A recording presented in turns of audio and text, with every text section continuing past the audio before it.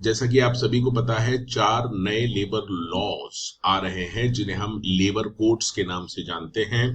इन सभी labour codes के ऊपर मैं डिटेल वीडियोस बना रहा हूं और साथ में जो एग्जिस्टिंग लेबर लॉज हैं जिसकी की लिस्ट में यहां पर आपके सामने दे रहा हूं, ये सारे जो लेबर लॉज हैं इनके भी डिटेल वीडियोस में इसी चैनल पे अपलोड करने जा रहा हूं। तो ये सारे लॉज, जितने भी वीडियोस हैं, ये एचआर मैनेजर और वर्किंग प्रोफेशनल के लिए काफी हेल्पफुल हैं, साथ में कंसल्टेंट और स्टूडेंट्स के लिए भी ये काफी हेल्पफुल रहेंगे।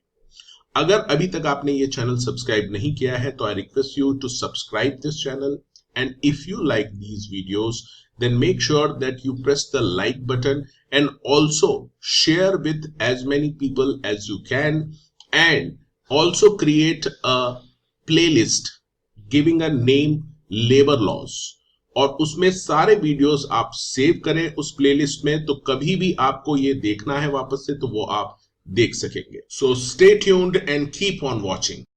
Hello friends, I am Shantanu, your coach, and today we are going to cover Child Labor Prohibition and Regulation Act 1986.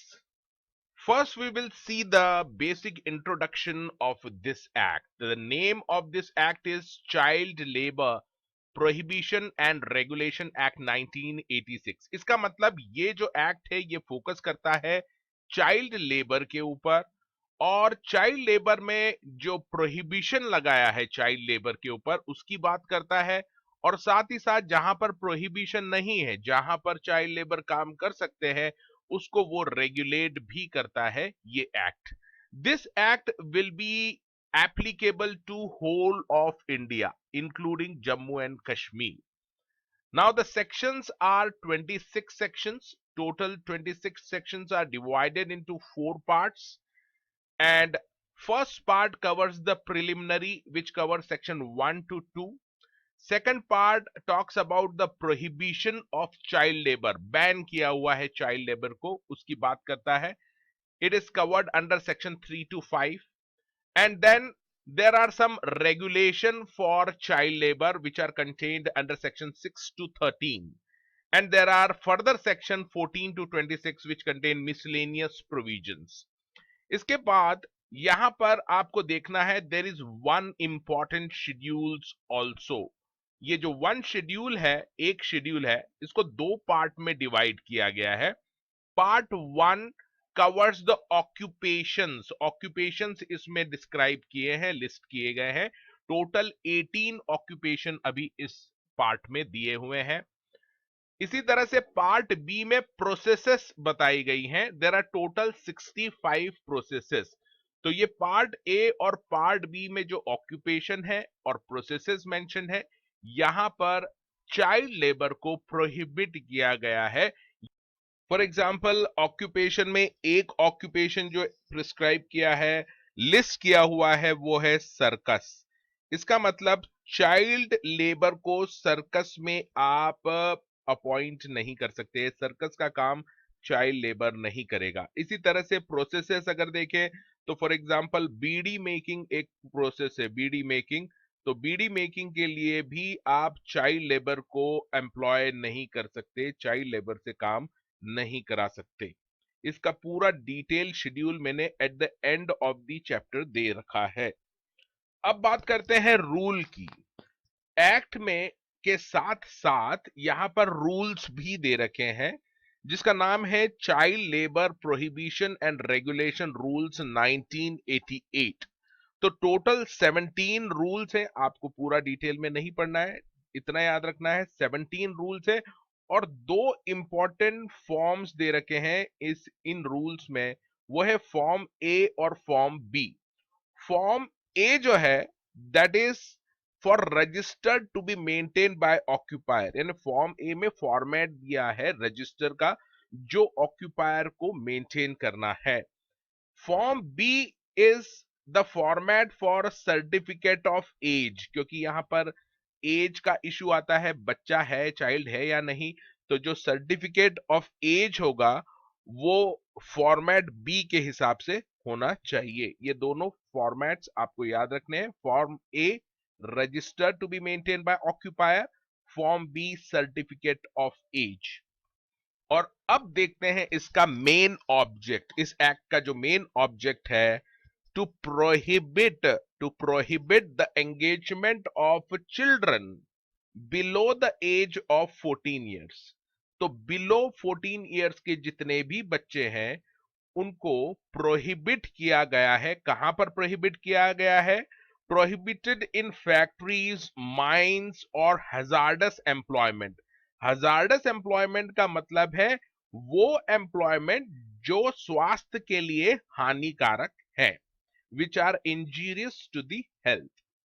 And साथ ही साथ जो इसका दूसरा ऑब्जेक्ट है, to regulate their conditions of work in certain other employment. तो सभी employment में तो प्रोहिबिट नहीं किया गया है, तो जहां पर प्रोहिबिट नहीं किया गया है वहां पर चाइल्ड लेबर काम तो कर सकता है, बट ये एक्ट वहां पर भी उसकी कंडीशंस कैसी हैं, वर्किंग कंडीशन, उसको ये रेगुलेट करता है ये एक्ट। अब आ जाइए आप मेन चार्जिंग सेक्शन पे। Section 3 is the most important section. Section 3, prohibition on employment of children. तो ये सेक्शन में कहा गया है कि no child shall be employed to work in any occupation which are listed in part A of the schedule. हमने देखा था टोटल 18 ऑक्यूपेशंस है जिसमें चाइल्ड लेबर की एंट्री पे बैन है। इसी तरह से no child shell work in any workshop where in any processes set forth in part B of the schedule are being carried on. तो साथ ही साथ वो ऐसी वर्कशॉप में भी काम नहीं करेगा जहां पे ऐसी प्रोसेसेस हो रही हैं जो पार्ट बी में लिस्टेड है।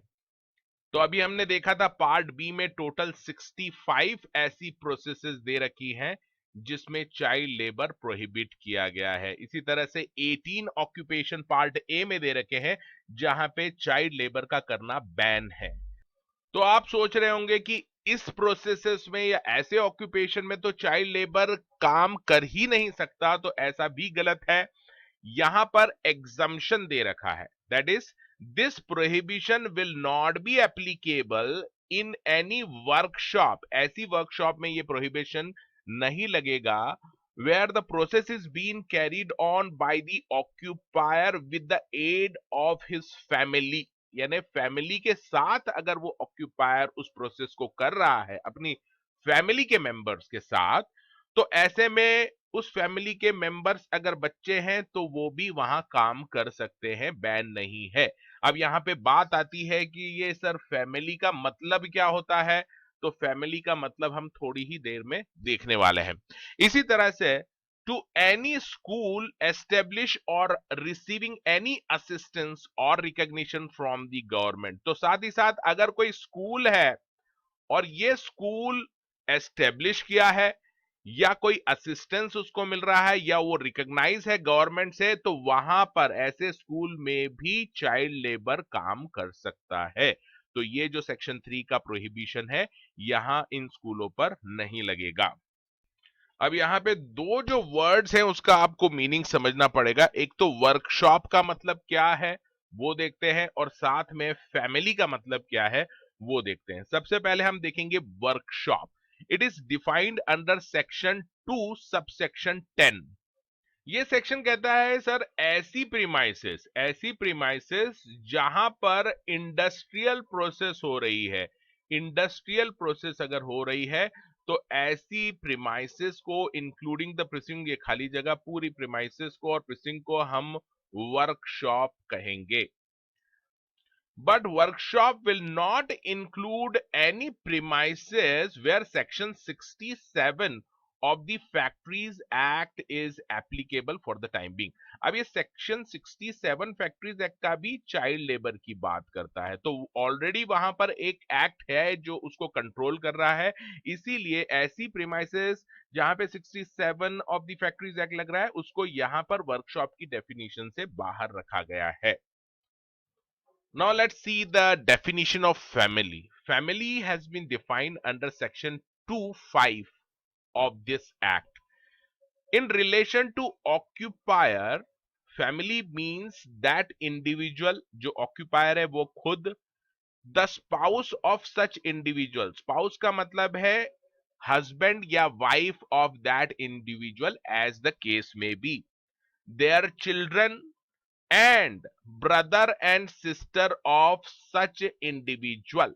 तो अगर एक इंडिविजुअल है तो इसकी जो वाइफ है ये भी फैमिली है, इनके जो बच्चे हैं ये भी फैमिली, और ये जो इंडिविजुअल जो ऑक्यूपायर है उसकी अगर कोई ब्रदर है और अगर उसकी कोई सिस्टर है तो ये भी इसमें फैमिली में आएंगे। फैमिली का मतलब इसलिए इंपॉर्टेंट है क्योंकि हमने देखा था जहां पे बैन कर रखा है चाइल्ड लेबर को, वहां भी अगर वो ऑक्यूपायर अपनी फैमिली के साथ काम कर रहा है उस प्रोसेस या ऑक्यूपेशन में with the help of family, तो फैमिली मेंबर में अगर कोई चाइल्ड भी है तो वहां उस केस में वो काम कर सकता है। अब देख लेते हैं चाइल्ड, सबसे मेन जो आइटम है इस एक्ट का, child.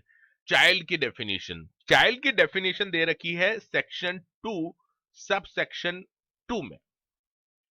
It means a person who has not completed 14 years of age. तो जिसने 14 ईयर्स कंप्लीट नहीं किए हैं तो ऐसे पर्सन को हम चाइल्ड कहेंगे।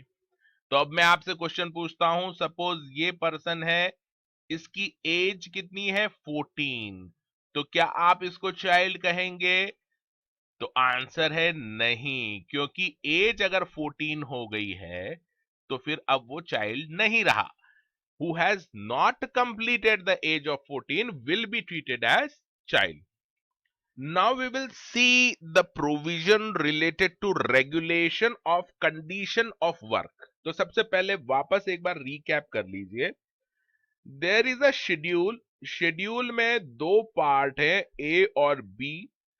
ए में ऑक्यूपेशंस दे रखे हैं और बी में प्रोसेसेस दे रखी है। तो जितने भी ऑक्यूपेशंस ए में दे रखे हैं, प्रोसेसेस बी में दे रखी है, यहां पर चाइल्ड लेबर काम नहीं कर सकता। इसका मतलब इन ऑक्यूपेशंस और इन प्रोसेसेस को छोड़ के बाकी सारी जगह जितनी भी एस्टेब्लिशमेंट है वहां पर चाइल्ड लेबर काम कर सकता है। बट वहां पर भी there are certain regulations which have been prescribed under section 6 to 13, यानी बाकी सब एस्टेब्लिशमेंट पे जहां पर चाइल्ड लेबर अलाउड है उन एस्टेब्लिशमेंट को भी सेक्शन 6 से 13 तक के जो प्रोविजन है रेगुलेशन के वो कंप्लाई करने पड़ेंगे, जैसे आवर्स ऑफ वर्क, कितने घंटे वो काम करेगा एंड लाइक दैट। यहाँ पे जो वर्ड यूज हुआ है एस्टेब्लिशमेंट, यानी ऐसी बाकी सभी एस्टेब्लिशमेंट जहां पर लेबर काम कर सकता है, चाइल्ड लेबर। तो सबसे पहले एस्टेब्लिशमेंट को इन्होंने कैसे डिफाइन किया है वो भी देख लेते हैं। Establishment has been defined under section 2 subsection 4 of this act.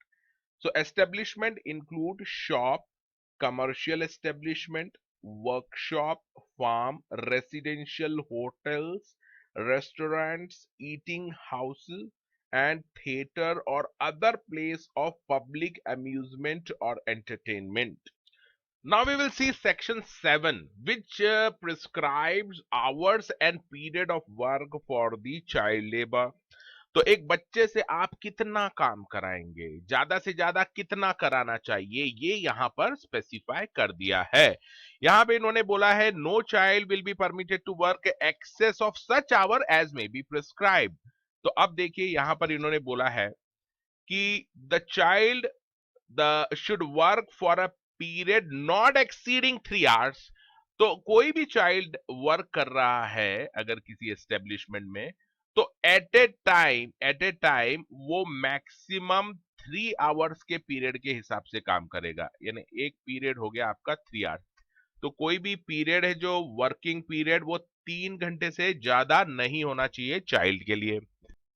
So you will say कि सर 3 आवर्स से ज्यादा कहीं नहीं काम कर सकता चाइल्ड, तो ऐसा नहीं है। He can work for more than 3 hours also, provided after 3 hours, यानी 3 घंटे के बाद उसको एटलीस्ट जो 1 घंटे का ब्रेक मिलना चाहिए। 1 hour break should be provided to the child labour after a period of work of 3 hours. ठीक है।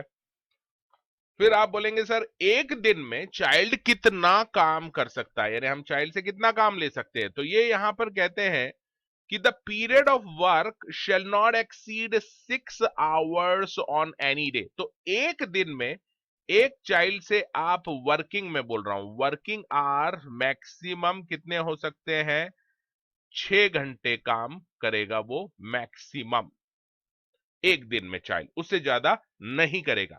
साथ ही साथ ये 6 घंटे जो वर्किंग आवर है, इसमें एक इंपॉर्टेंट पॉइंट है, वो आप याद रखना, ध्यान रखना, including the time spent in waiting for work on any day. तो ये जो 3 घंटे, ये 6 घंटे में इसमें जो वेट कर रहा है वर्क के लिए, वो टाइम भी इंक्लूडेड है इन 6 hours. Now you will say, sir, we have understood completely ki how many hours a child can work, but what about the timing?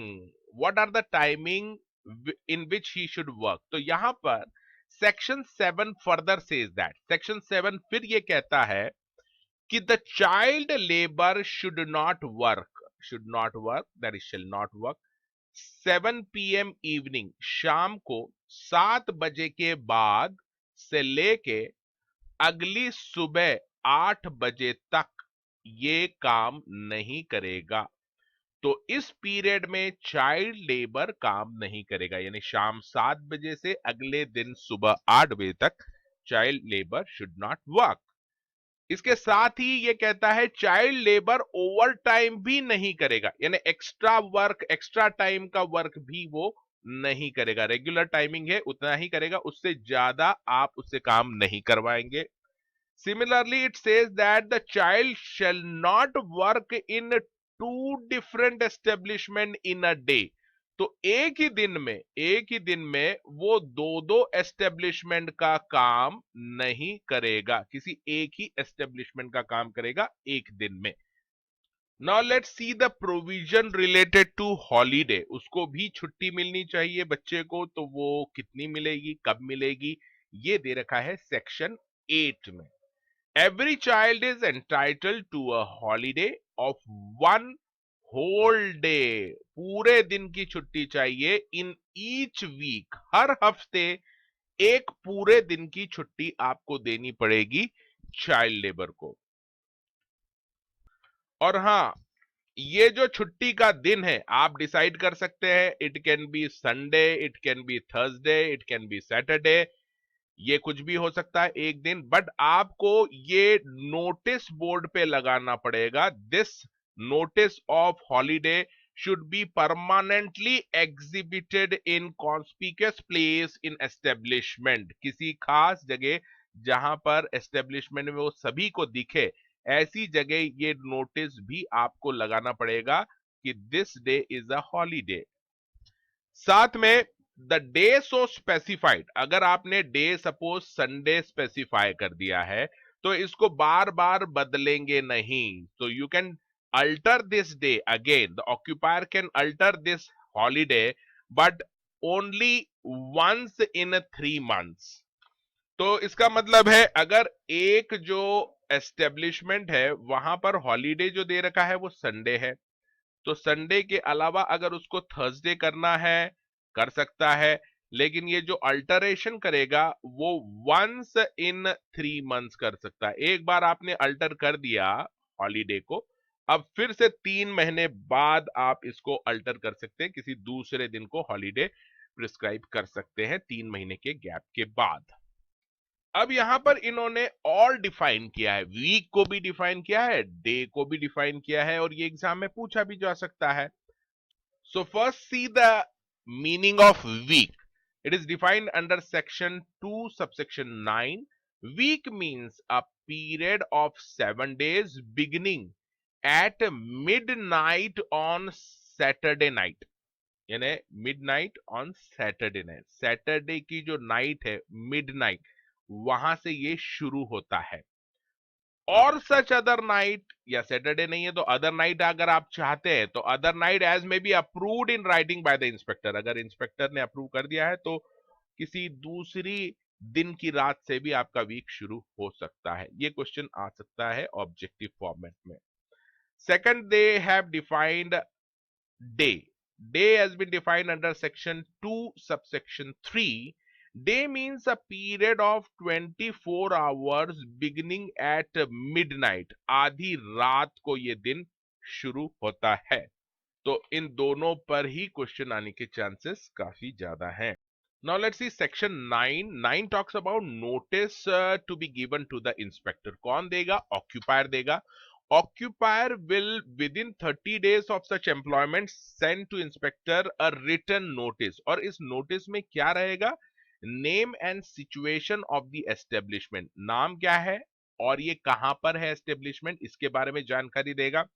साथ ही साथ name of the person actual management of the establishment. तो actual management किसके हाथ में है उस establishment का, उस पर्सन का नाम भी देगा। साथ ही साथ address of communication relating to establishment. तो अगर आपको कम्युनिकेशन एड्रेस यानी कॉरस्पॉन्डेंस कहां पे हो वो एड्रेस देना है साथ में इसमें।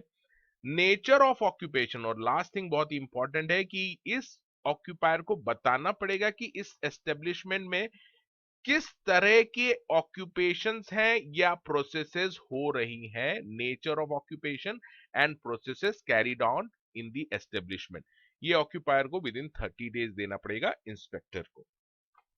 तो अब यहां पर ऑक्यूपायर की बात हो रही है, तो ऑक्यूपायर को भी डिफाइन किया है सेक्शन 2 सबसेक्शन 6 में। ऑक्यूपायर डिफाइंड है तो in relation to any establishment work means a person who has the ultimate control. बस ये कीवर्ड याद रख लीजिए, ultimate control over the affairs of establishment और वर्क, यानी जिसके पास पूरा कंट्रोल है उस एस्टेब्लिशमेंट का या वर्कशॉप का, उस पर्सन को हम ऑक्यूपायर मानेंगे। फिर सेक्शन 11 आता है। 11 सेज दैट कि भाई रजिस्टर मेंटेन करना है। किसको मेंटेन करना है? ऑक्यूपायर को। The occupier in respect of children employed, यानी बच्चे जो भी काम कर रहे हैं वहां पर उनके लिए ऑक्यूपायर को एक अलग से रजिस्टर मेंटेन करना पड़ेगा, मेंटेन द रजिस्टर। और ये रजिस्टर अवेलेबल होना चाहिए इंस्पेक्शन के लिए। जो इंस्पेक्टर आएगा उसको ये दिखाना पड़ेगा ऑक्यूपायर को, ये रजिस्टर इंस्पेक्टर को ड्यूरिंग वर्किंग आवर, या जब कभी भी वहां पर काम हो रहा है उस एस्टेब्लिशमेंट में, उस वक्त ये रजिस्टर इंस्पेक्टर को दिखाना पड़ेगा अगर इंस्पेक्टर डिमांड करता है तो। अभी हमने शुरू में देखा था रूल्स है। रूल्स में फॉर्म ए जो है, form A, that is the format of register to be maintained under this act.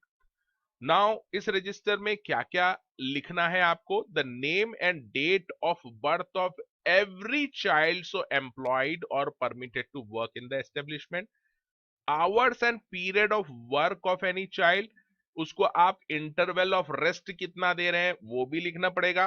The nature of work of such child, किस तरह का काम कर रहा है वो भी उसमें लिखना पड़ेगा। And such other particular as may be prescribe, तो ये सारी बातें आपको रजिस्टर में लिखनी पड़ेगी, which should be in the form A which is given under the rule. Now you will see section 12 display of notice। ऐसे नोटिस आपको डिस्प्ले करना पड़ेगा in conspicuous and accessible place at every station, railway station के वहां पर, या within the limits of a port or any place of work as the case may be, एक notice देना पड़ेगा आपको, डिस्प्ले में रखना पड़ेगा। Notice in the local as well as English language, दोनों लैंग्वेजेस में होना चाहिए।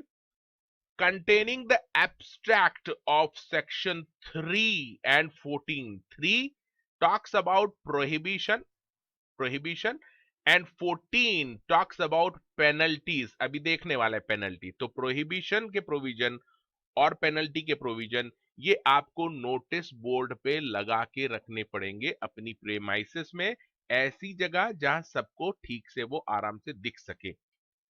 Now let's see the provision of section 14 which talks about the penalties. India में जब कभी भी आप किसी को लीगल एडवाइस देते हैं और ये कहते हैं कि as per law you have to do this, then the first question you have to be prepared, he will say what if we don't follow this law. तो आपको सेक्शन 14 तो याद रखना ही पड़ेगा पेनल्टीज का. So penalties are prescribed under section 14. Whoever employ a child, any child, कोई भी अगर चाइल्ड को एम्प्लॉय करता है इन कॉन्ट्रावेंशन ऑफ सेक्शन 3. सेक्शन 3 आपको याद होगा, सेक्शन 3 में उन्होंने बोला है कि शेड्यूल 1 में पार्ट ए और पार्ट बी में जो ऑक्यूपेशंस है और जो प्रोसेसेस दे रखी है वहां पर चाइल्ड लेबर को प्रोहिबिट किया है. किसने किया है? सेक्शन 3 में. तो ऐसी ऑक्यूपेशन या प्रोसेसेस में आप चाइल्ड लेबर एम्प्लॉय नहीं कर सकते. उसके बावजूद अगर आप करते हैं, if you employ such child labor in occupation and processes which are prohibited for child labor, then there will be imprisonment for 3 months. 3 महीने की कम से कम सजा, maximum 1 year imprisonment. Apart from imprisonment, there can be fine of minimum 10,000 to maximum 20,000 rupees, or both fine as well as imprisonment. Whoever having been convicted, यानी अगर आप दोबारा एक बार आप सजा भुगत चुके हैं और इसी तरह का वायलेशन आप फिर से करते, commits a like offense afterwards, एक बार करने के बाद फिर से करते हैं, तो इस बार जो आपकी इम्प्रिजनमेंट है वो मिनिमम 6 महीने की होगी और मैक्सिमम 2 इयर्स की. इसके अलावा जो बाकी के वायलेशंस हैं, मिसलेनियस वायलेशंस हैं इस एक्ट के, उसके लिए जो पनिशमेंट है वो इम्प्रिजनमेंट है 1 मंथ का, मैक्सिमम 1 मंथ का इम्प्रिजनमेंट, और there can be fine. So other violation हो सकते हैं failure to give notice, failure to maintain the register, or making a false entry in the register, or fail to display the notice of containing the abstract of section 3 and 14, or fails to comply with the or contravenes any other provisions of the act. तो बाकी के जो भी violation है उसके लिए maximum 1 month imprisonment है and there can be fine also. Now at the end we can see the schedule. There are 2 parts. Part A occupations and part B talks about the processes where child labor has been banned. तो ये जो list है आपको just go through करनी है.